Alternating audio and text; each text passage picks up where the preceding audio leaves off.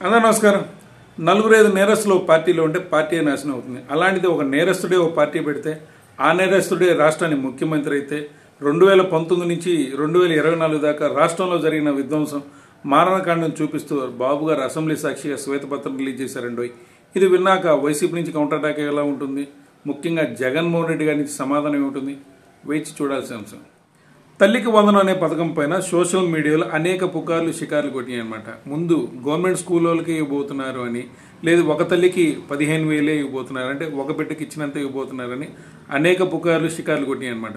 ఫైనల్గా అసెంబ్లీ సాక్షిగా మన నారా లోకేష్ గారు దానిపై ఒక క్లారిటీ ఇచ్చారు.